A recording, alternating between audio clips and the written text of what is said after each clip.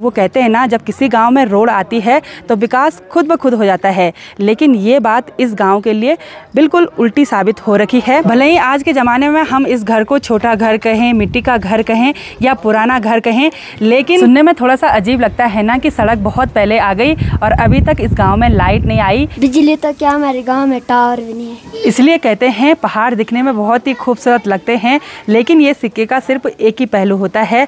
ये सुनकर थोड़ा सा अजीब लगता है कि आखिरी गांव है, उतना सारा विकास नहीं हो रखा है, लेकिन फिर भी इस गांव को सेठों का गांव क्यों बोलते हैं। और लगभग हर परिवार के यहाँ पर 150-200 बकरियाँ हैं। और शादी के मामले में जो बात मुझे पता चली, बॉडी जी की 5 बेटियां हैं जी, और 5 बेटियों की शादी इसी गांव में हो रखी है, और आपका मायका भी इसी गांव में है। इसी गाँव। आप सभी को मेरा प्यार भरा नमस्ते। मैं प्रियंका तिवारी आप सभी का स्वागत करती हूँ देवभूमि उत्तराखंड के टिहरी गढ़वाल के सीमांत खूबसूरत गंगी गांव से। आज मैं अपने ब्लॉग की स्टार्टिंग सुबह के लगभग 9 बजे से कर रही हूँ। धूप बादलों के पीछे छुपी हुई है और बिल्कुल ठंडी ठंडी हवा महसूस हो रही है। इसी के साथ गंगी गांव और चारों तरफ की पहाड़ियों के नज़ारे कुछ इस तरह से हैं। चारों तरफ की पहाड़ियां पूरी तरह से बादलों से ढकी हुई हैं और बादल देखिए बिल्कुल तेज़ी से आगे की ओर बढ़ रहे हैं। यहाँ पर थोड़ा सा धूप दिखाई दे रही है और ये नज़ारा देखने में बड़ा गजब का लग रहा है। गंगी गांव बिलंग घाटी का आखिरी गाँव है, प्रथम गाँव भी मान सकते हैं इधर साइड से, और यहीं पर तक रोड है। आज हम गंगी गाँव की सैर करने वाले हैं। देखते हैं यहाँ के मकान, यहाँ के लोगों का पहनावा और यहाँ के लोगों के रीति रिवाज कैसे हैं, रहन सहन कैसा है। तो चलिए गांव की तरफ आगे बढ़ते हैं। कल रात को हमने night stay hotel the Khatling palace में किया था और इस गांव में सिर्फ एक ही होटल है, और अभी यहाँ पर जयवीर बेटा भी आ गया है और इसी के साथ आज हम इसके गांव की सैर करने वाले हैं। घुमाओगे हमको गांव? चलो। गंगी गांव इस क्षेत्र का सुदूरवर्ती गांव तो है, लेकिन लगभग 5-6 साल पहले प्रधानमंत्री ग्राम सड़क योजना के तहत इस गांव में रोड आ चुकी है। और वो कहते हैं ना, जब किसी गांव में रोड आती है तो विकास खुद ब खुद हो जाता है, लेकिन ये बात इस गांव के लिए बिल्कुल उल्टी साबित हो रखी है। आगे बढ़ते हैं और फिर आपको बताते हैं कि किस लिए ये बात उल्टी साबित हुई है। जितने भी गेस्ट दूसरे गांव से आए हुए थे वो अभी अपने घर की ओर जा रहे हैं और गांव वाले उनको भेजने के लिए आ रखे हैं यहाँ पर। तो सबसे पहले मैं आपको इस गांव के खूबसूरत सीढ़ीनुमा खेत दिखाती हूँ और इस गांव में किस चीज़ की खेती करी जाती है वो मैं आपको बताती हूँ। गांव के नीचे की साइड बहुत ही ज़्यादा मात्रा में सीढ़ीनुमा खेत हैं और ये खेत दूर से दिखने में बहुत ही सुंदर लग रहे हैं, क्योंकि ये लाल और पीले कलर के दिखाई दे रहे हैं, क्योंकि इन खेतों में सिर्फ चौलाई की खेती करी हुई है। वैसे तो यहाँ पहले के टाइम पे गेहूँ और फाफड़ा भी होता था, पर लोगों ने अब छोड़ दिया है। अब कोई लोग मतलब सब्जी के लिए यूज करते हैं फाफड़ा, गेहूँ तो नहीं बोते हैं अब, बस अब यहाँ केवल चौलाई और आलू की खेती करते हैं। आखिरी गांव गंगी गांव को हमारे इधर साइड सेठों का गांव कहते हैं। ये सुनकर थोड़ा सा अजीब लगता है कि आखिरी गांव है, उतना सारा विकास नहीं हो रखा है, लेकिन फिर भी इस गांव को सेठों का गांव क्यों बोलते हैं। तो गांव के बीच चलते हैं, फिर आपको बताते हैं। गांव में एंट्री करते ही अब हम आपको यहाँ के सुंदर सुंदर पुराने ज़माने के मकान दिखाने वाली हूँ। मतलब इन्हीं घरों में लोग अभी तक भी रहते हैं। बहुत ही सुंदर सुंदर घर हैं और 3 प्रकार के घर हमको यहाँ पर देखने को मिले। सबसे पहला घर कुछ इस तरह का है, यहाँ पर छज्जा बनाया हुआ है, उधर साइड से एंट्री गेट है, ऊपर पठाली लगी हुई है और उधर साइड वाले में टिन लगा हुआ है। दूसरा घर कुछ इस तरह का है, उसमें भी छज्जा बना हुआ है, लेकिन दूसरे टाइप का है। डिजाइन देखिए लकड़ियों, इस पे कुछ दूसरे तरह का है और इस पर बिल्कुल हैवी डिजाइन है, बिल्कुल सुंदर सा लग रहा है। और तीसरा घर है कुछ इस तरह का, बिल्कुल पैक मकान है, सिर्फ एक छोटा सा ही दरवाज़ा खुलता है, सारी जगहों से पैक हो रखा है। सीढ़ियाँ कुछ इस तरह से जाने के लिए है और इधर साइड की ये सीढ़ियाँ बंद हो रखी हैं, यानी कि अलग अलग टाइप के हैं। और इधर साइड ये वोबरू देखिए, यानी कि ग्राउंड फ्लोर जो हैं वो कुछ इस तरह के हैं, बिल्कुल छोटे छोटे हैं। इससे बड़ी तो आज के ज़माने में लोगों की खिड़कियां होती हैं। इधर साइड लकड़ी वगैरह स्टोर करने के लिए 2 रूम इधर साइड बने हुए हैं। और इधर नीचे की साइड क्या बांधते थे? आपका घर है ये? अच्छा, नीचे क्या बांधते थे? गाय भैंस? अच्छा, बकरियाँ? हाँ, भैंस गाय ऐसे। चलो, और ऊपर रहते थे खुद। तो ये एक प्रकार का घर हो गया। इधर साइड भी ये वबरू है, ये भी छोटे छोटे वबरू हैं। ये देखिए जी, बिल्कुल छोटे छोटे दरवाजे और लकड़ी स्टोर करने के लिए जगह ज़रूर बना रखी है, क्योंकि इधर साइड ज़्यादातर लोग आग वाले चूल्हे में ही खाना बनाते हैं। ऊपर भी 2 रूम है और इसमें अलग अलग दरवाजे हैं। और इधर साइड का एंट्री गेट देखिए सिर्फ एक ही है। इन 2 घरों के मुकाबले ये वाला घर ज़्यादा बड़ा है, क्योंकि यहाँ नीचे की साइड ग्राउंड फ्लोर में 3 कमरे हैं, यानी कि 3 वबरे हैं। और इधर साइड भी छोटा सा आंगन टाइप का बना रखा है। सारी जगह जो नीचे वाले कमरे हैं उनमें गाय भैंसी बांधते हैं। हाँ। अच्छा, मतलब आदमी खुद नहीं रहते वहाँ? नहीं। अच्छा, सारी जगह ऐसे होता है। यहाँ घर के आंगन में देखिए रिंगाल से बने हुए इस चटाई में देखिए ये हरी राजमा सुखाने के लिए रखी हुई है। ये पहले ही क्यों तोड़ दी? मतलब इसको मतलब अब के टाइम के लिए स्टोर करके रखना पड़ता है। अच्छा। तभी खराब नहीं होगी सुखा के, फिर बाद में इसको भिगो के बनाना पड़ता है, सब्जी बनानी है। अच्छा, तो अब इन सीढ़ियों से ऊपर चढ़ते हुए यहाँ बालकनी में चलते हैं। इसको हमारी गढ़वाली भाषा में छज्जा, तिबार और डंडियाली बोलते हैं। और यहाँ पर देखिए बहुत ही ज़्यादा मात्रा में आलू फैला के रखे हुए हैं। ये वही आलू यहाँ पर फैला रखे हैं जो किसी कारणवश ख़राब हो चुके हैं या इन पर कुदाल की लगी हो निकालते टाइम, तो ये सब्जी के लिए यूज़ करते हैं, इसलिए ये यहाँ पर रखे हुए हैं। इधर साइड एक टोकरी भी रखी हुई है बड़ी सी, इसको भी रिंगाल से बनाया गया है। चौलाई, राजमा और आलू की खेती यहाँ पर काफ़ी अच्छी होती है, तो यहाँ के लोग इन तीनों चीज़ों को बाहर मार्केटों में बेचते भी हैं। यानी कि पहला अर्निंग का सोर्स है चौलाई बेचना, आलू बेचना और राजमा को बेचना।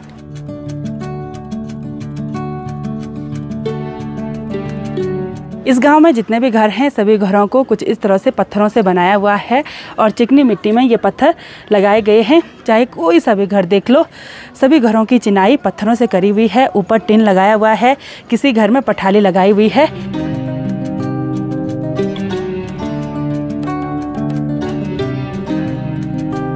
इस गांव की सबसे अच्छी बात मुझे ये लगी कि इस गांव में लोगों ने अपने घरों के आगे आंगन में वॉशरूम जरूर से बनाए हुए हैं। हर किसी के घर में वॉशरूम है। गांव के बीचों बीच चलते हुए अभी हम विनोद के घर पे आ गए हैं।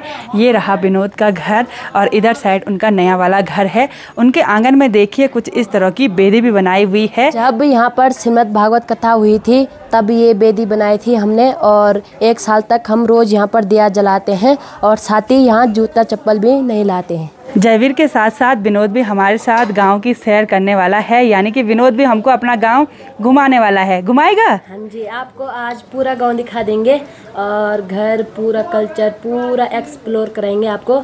और पहनावा अभी हम कुछ अलग भी करने वाले हैं, वो आप आगे देखना।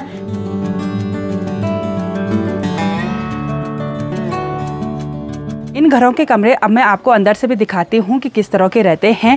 इस घर के ऊपर भी ये देखिए कुछ इस तरह की टिन लगी हुई है और दरवाजे पर देखिए कुछ इस तरह से गोबर में जौ चिपकाए हुए हैं और इन पर हरियाली भी आने लगी है। और पाती की माला बना के भी कुछ इस तरह से लटकाया हुआ है। ये पेड़ जंगल में होता है और उस पेड़ से कुछ इस तरह से पत्तियां निकालते हैं। यहाँ पर एक छोटा सा खतरू भी बनाया हुआ है, इसमें कुछ इस तरह से ताली, चाबी वगैरह रखने के लिए है। ये सोने का कमरा है और इधर साइड है किचन का एरिया। अब मैं आपको किचन में लेकर चलती हूँ। ये देखिए जी, चारों तरफ की जो दीवार है ना उन पे चिकनी मिट्टी की लिपाई करी हुई है। यहाँ ऊपर पूरा लकड़ियों का काम हुआ है और यहाँ ऊपर ये जो एरिया है ना इसको ढेपरू और आपके यहाँ क्या बोलते हैं? काकर। काकर बोलते हैं। हमारे इधर साइड ढेपरू बोलते हैं। इधर साइड कुछ इस तरह से लकड़ियाँ स्टोर करते हैं, जो रिंगाल की बनी हुई चीज़ होते हैं उसको स्टोर करते हैं। उसका ये कारण है कि यहाँ पर आग जलती है, फिर ऊपर गर्मी बनी रहती है, लकड़ियाँ भी सूख जाती हैं और जो ये रिंगाल से बने हुए आइटम है ना ये भी बिल्कुल करारे हो जाते हैं, फिर जल्दी नहीं टूटते हैं। तो ये देखिए कुछ इस तरह से किचन का एरिया है। यहाँ पर दीदी ने आग जला रखी है, चाय बन रही है आग वाले चूल्हे पर और काफ़ी बड़ा किचन है, यानी कि छोटा छोटा किचन नहीं होता है। एक छोटा सा कुठार यहाँ पे रखा हुआ है, इसमें दूध वगैरह, चाय पत्ती, चीनी वगैरह रखने के लिए होता है। इधर साइड कुछ इस तरह के रेक भी बने हुए हैं, इसमें मतलब बर्तन वगैरह। यहाँ पर भगवान जी का मंदिर भी बना हुआ है, यानी कि किचन एरिया के एक साइड में भगवान जी को भी रखा जाता है। और इधर साइड जो चूल्हा है ना उसके ऊपर कुछ इस तरह से बनाया हुआ है। यहाँ पर हम लहसुन वगैरह और जो भी माचिस वगैरह है, जो गीला होने वाला सामान होता है, ख़राब होने वाला होता है, उसको रखते हैं कुछ इस तरह की चंगेरी में, यानी कि एक टोकरी टाइप की बनाए रखी है। इसको भी रिंगाल से बनाया जाता है। इधर साइड भी एक खतरू है, यहाँ से खिड़की खुलती है, लेकिन यहाँ पर ये डब्बे वगैरह स्टोर कर रखे हैं जिसमें नमक और ये मसाले वगैरह, तेल वगैरह रखा हुआ है। और अब मैं आपको चूल्हा दिखाती हूँ। चूल्हा कुछ इस तरह का होता है, बिल्कुल छोटा सा चूल्हा नहीं है, बिल्कुल चौड़ा चौड़ा चूल्हा है।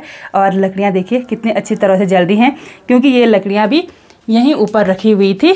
और चूल्हे के एक साइड पर एक बहुत ही इंटरेस्टिंग सी चीज़ दिखाई दी। ये देखिए एक छोटा सा खतरू बना रखा है, उसमें देखिए लहसुन भी रखी हुई है और माचिस वगैरह रखने के लिए भी है।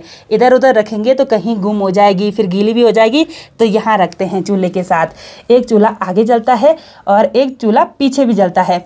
और यहाँ पर ये जो पत्थर है ना, इसको इसलिए रखते हैं कि ये जो आँच है वो पीछे की साइड ज़्यादा न जाए। ऐसे रख देंगे तो आँच आगे की साइड जाती है, अगर इसको हटा देंगे तो पीछे भी प्रॉपर खाना बन जाता है।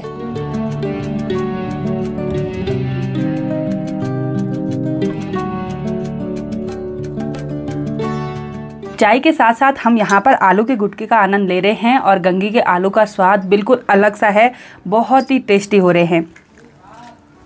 घर के अंदर सारी जगह चिकनी मिट्टी से लिपाई करी हुई है। दीवारें तो काफ़ी सुंदर चमक रही हैं, लेकिन ये फर्श नहीं चमक रहा है, बिल्कुल काला काला सा लग रहा है।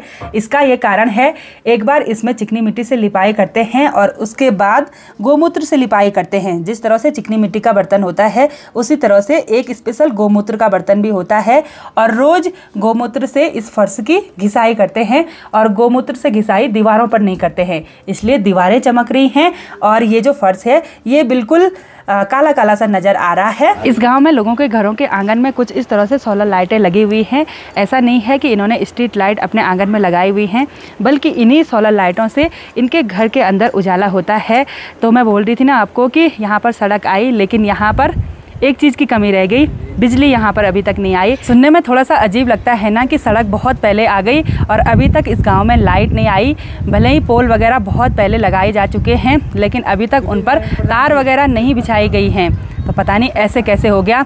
हमने तो ऐसे सुना था कि जब गांव में सड़क आ जाती है तो विकास अपने आप आ जाता है, लेकिन यहाँ तो ये बात पूरी तरह से उल्टी साबित हो चुकी है। बिजली तो क्या, हमारे गांव में टावर भी नहीं है। हमें मतलब फ़ोन करने के लिए टावर में ऊपर धार तक चलना पड़ता है 2-3 किलोमीटर, फिर वहाँ टावर आता है। और हमारे गांव में इसी के साथ हॉस्पिटल भी नहीं है। जब कोई आदमी बीमार हो जाता है तो उनको सीधे घुत्तू ले जाना पड़ता है। इसलिए कहते हैं पहाड़ दिखने में बहुत ही खूबसूरत लगते हैं, लेकिन ये सिक्के का सिर्फ एक ही पहलू होता है, सच्चाई तो कुछ और ही। आपने इन बच्चों के मुँह से सुन ली। और स्कूल की क्या व्यवस्था है यहाँ पर? स्कूल तो है, 10th तक है। यहीं पे है 10th तक? हाँ। अच्छा 10th तक स्कूल की है। मतलब टीचर्स यहाँ केवल 2-3 रहते हैं। अच्छा। और मतलब जब यहाँ रोड ब्लॉक या कुछ ऐसा होता है तब स्कूल बंद रहते हैं। मतलब यहाँ प्रॉपर स्कूल नहीं लगते। जब रोड ब्लॉक हो गई, कुछ ऐसे सूचित हो गई तो स्कूल बंद रहते हैं। बंद हो गई सीधे स्कूल। और जब बर्फ पड़ती है तब तो बंद ही समझ लो आप। तब हम वहाँ जाते लोनी, वहाँ भी स्कूल बनाए। अच्छा, दूसरे गांव में शिफ्ट होते हैं क्योंकि यहाँ पर बहुत ज़्यादा बर्फबारी भी होती है। ये एक नई बात जानने को मिली कि यहाँ लोग 1-2 महीने के लिए गांव भी छोड़ते हैं, क्योंकि काफ़ी हाइट वाला एरिया है। और दूसरे गांव में भी आपके घर हैं। हाँ। वो घर और वो गांव हम आपको नेक्स्ट व्लॉग में दिखाएंगे।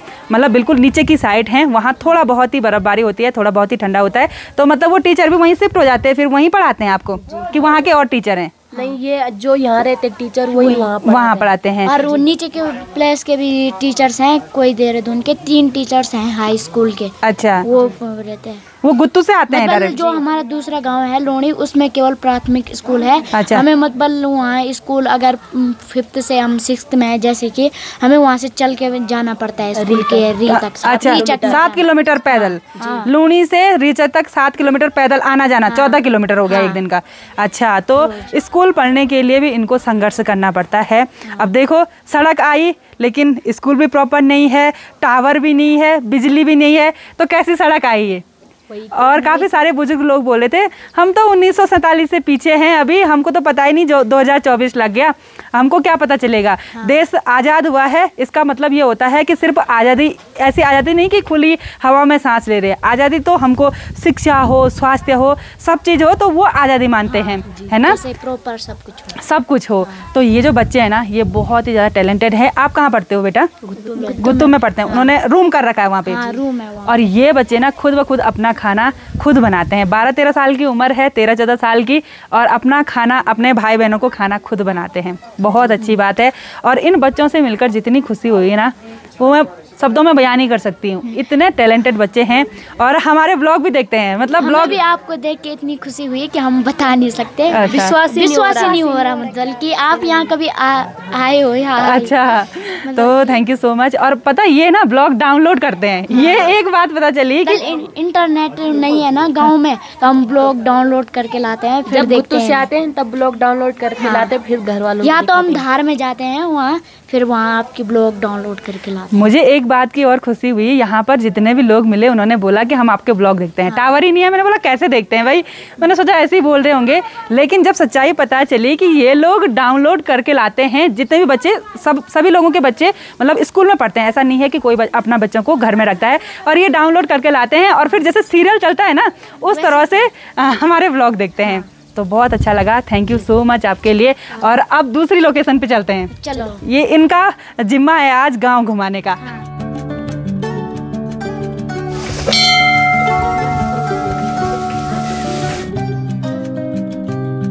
गांव के बीच में एक सुंदर और दिव्य मंदिर है जो कि श्री सोमेश्वर महादेव जी को समर्पित है। यहाँ पर एक बड़ा सा प्रांगण भी है और कल यहीं पर एक भव्य मेला लगा था। भले ही आज के ज़माने में हम इस घर को छोटा घर कहें, मिट्टी का घर कहें या पुराना घर कहें, लेकिन जिस टाइम पर ये घर बना होगा ना तो गांव में सबसे बड़ा घर रहा होगा। ये देखिए इसकी लंबाई बहुत ही ज़्यादा है, बिल्कुल लंबा घर है और तिबारी बनी हुई है। अच्छा, 2 लोगों का घर है, 2 भाइयों का घर है और इतना लंबा चौक है, पठाली लगी हुई है। तो ये घर ना मुझे बहुत ही सुंदर लग रहे हैं। इसको तिबारी बोलते हैं। आपने कभी गढ़वाली गाने सुने होंगे तो उसी में से एक गढ़वाली गाना मुझे याद आ रहा है, तिवारी माँ बैठी होली सौंजड़िया मेरी। यानी कि कोई कह रहा है कि मेरी जो बीवी है, पत्नी है या प्रेमिका है, वो तिवारी में बैठकर मेरा इंतज़ार कर रही होगी। तो कुछ इस तरह के सॉन्ग हैं। इस गांव में मुझे जितने भी घर दिखाई दे रहे हैं उनमें से ज़्यादातर घरों पर कुछ इस तरह से घास लटकाई हुई है। ये पता नहीं क्या है, तो इन बच्चों से जानते हैं। इस घास को हम हरिया मोर बोलते हैं। इसे हम अब के टाइम पे भेड़ बकरियों को देते हैं। हमारे गांव में लोगों ने भेड़, बकरी, गाय, भैंस पाल रखी हैं और लगभग हर परिवार के यहाँ पर 150-200 बकरियाँ हैं। मतलब इतनी सारी बकरियाँ होती हैं, मतलब बहुत ज़्यादा मात्रा में, जो कि बुग्यालों में चरने के लिए जाती हैं। आजकल बुग्यालों में जा रखी है और जब यहाँ बर्फ़ पड़ती है तो वो नीचे साइड चले जाती हैं। और ये घास कब देते हैं? ये जब बर्फ़ पड़ती है तो घास के लिए तो जा नहीं पाते, हाँ, तो उनको देते हैं उस टाइम पे। मतलब ये स्टोर करके रखा हुआ है। ये सूख भी जाता है, फिर भी देते हैं, फिर भी पूरी तरह चाव से खाती हैं बकरियां।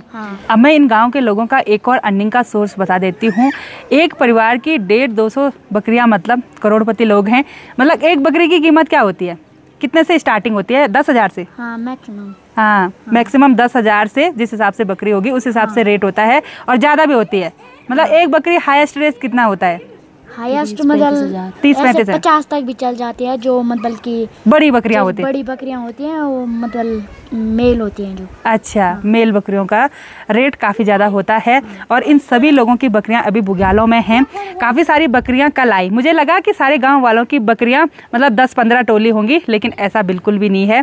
और एक बार फिर होगा। अच्छा, एक बार फिर से मेला होगा, फिर से सोमेश्वर भगवान जी के मंदिर में बकरियां घूमेंगी जो अभी दूरस्थ बुग्यालों में हैं। तो सबसे ज़्यादा बकरी इस गाँव में किन लोगों की है? मतलब सबसे ज़्यादा मतलब 150, 200 या 300 ऐसे? तो बहुत सारे लोगों की है, मतलब जिनके बड़ा परिवार है, जिनके 2-3 भाई हैं। अच्छा, उनके जैसे 200-300 बकरियां हैं। 200-300 बकरियां। 500 है एक की। अच्छा, तो अदर स्टेट में या अदर डिस्ट्रिक्ट में मतलब बकरियों को बेचते भी हैं। हाँ। मतलब पालने के लिए बेचते हैं। पालने के लिए। चलो, यानी कि बकरियों का व्यापार इन लोगों का एक और आय का स्रोत है। और अभी देखिए झमाझम बारिश स्टार्ट हो गई है, सभी लोग तिवारी के अंदर बैठ गए हैं और जयवीर बोल रहा था कि चाय पीने के लिए हमारे घर पर चलो, लेकिन कितनी चाय पीनी भाई। हमने चाय छोड़ने का प्रण लिया और यहाँ चाय पर चाय पी रहे हैं हम। बिल्कुल ठंडी ठंडी बारिश आ रही है ना, ठंडी ठंडी हवा हो रही है, ऊपर से चिल्ला रहे हैं कि ठंडा बहुत हो रहा है बोला।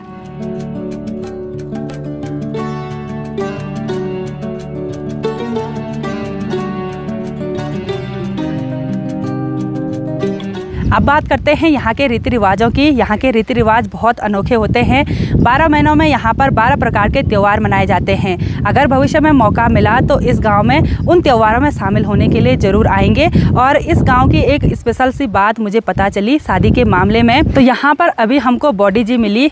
ये बॉडी जी की बेटी हैं और शादी के नाते हाँ, और शादी के मामले में जो बात मुझे पता चली, बॉडी जी की 5 बेटियाँ हैं जी। और 5 बेटियों की शादी इसी गाँव में हो रखी है और आपका मायका भी इसी गांव में है। इसी गांव।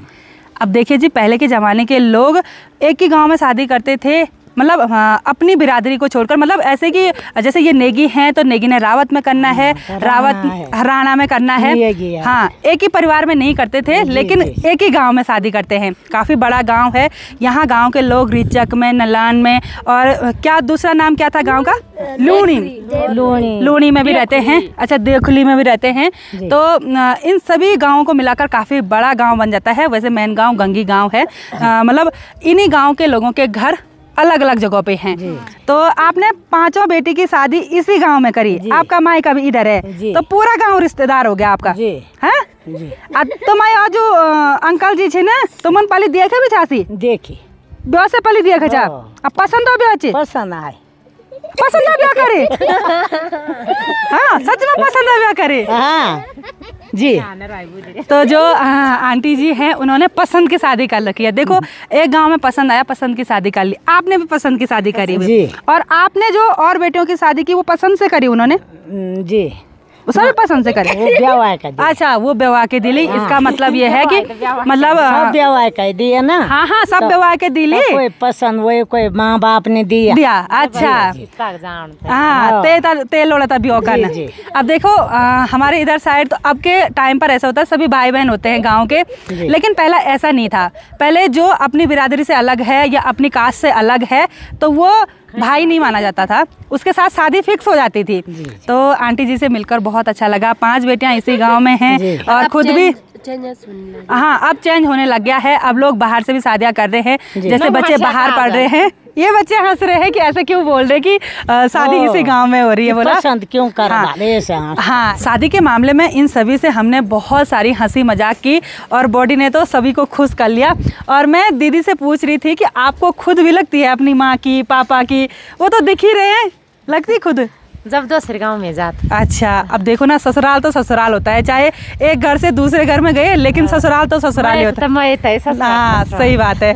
और मैं तो खुश हो गई भाई इनको देखकर। माँ वहाँ पर, पापा वहाँ पर, ससुर जी वहाँ पर, मतलब सब एक ही जगह पर। कितना अच्छा है ना। और पहले के ज़माने के लोग अपनी बेटी को दूर इसलिए भी नहीं देते थे कि दूर दूर बार बार बुलाने के लिए कौन जा रहा है और भेजने के लिए कौन जा रहा है, उतना टाइम नहीं हो पाता था काम की वजह से, और फिर रोड वगैरह नहीं थी, पैदल रास्तों से जाना पड़ता था। और एक बात और थी कि पता नहीं दूसरे गाँव का बेटा किस तरह का हो, शराबी हो, नशेड़ी हो, जुआ खेलता हो, क्योंकि पहले के ज़माने में ऐसे ही चलता था। और इस गांव में शादी करने का मतलब यह है कि यहाँ का काम धंधा जानते हैं, परिवार को भी पहचानते हैं, यानी कि बेटी पर कोई तकलीफ नहीं होगी।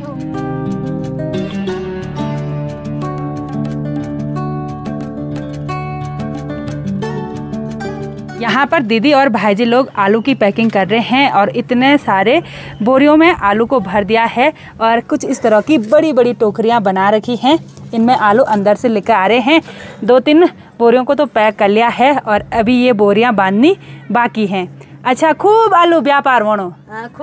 अच्छा, कति भी कहें अभी आलू। अच्छा, अब जा रहे हैं आलू, अब बेचने हैं आलू को। और इनके आलू मैं आपको दिखा देती हूँ, कुछ इस तरह से होते हैं। ये देखिए, बिल्कुल पहाड़ी आलू, बिल्कुल लंबे लंबे होते हैं और अंदर से भी कुछ इस तरह के आलू लेकर आ रहे हैं।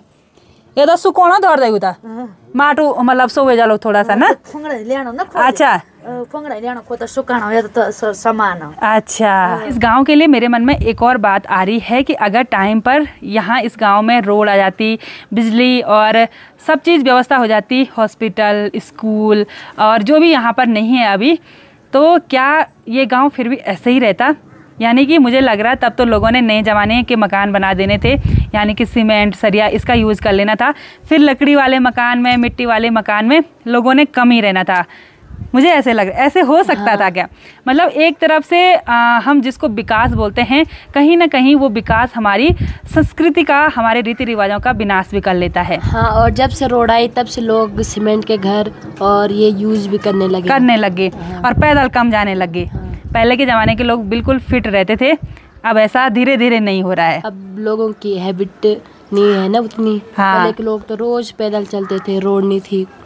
गंगी गांव को एक ही वीडियो में एक्सप्लोर करना बहुत ही ज़्यादा मुश्किल है, वीडियो थोड़ा लंबी हो जाएगी, इसलिए आज की इस वीडियो को इतना ही रखते हैं। उम्मीद है आपको वीडियो पसंद आई होगी। वीडियो पसंद आए उसको लाइक कीजिए, कमेंट कीजिए और अपने दोस्तों के साथ शेयर कीजिए। मैं प्रियंका योगी तिवारी मिलती हूँ आपको इस ब्लॉग के नेक्स्ट पार्ट में। तब तक के लिए जय देवभूमि उत्तराखंड।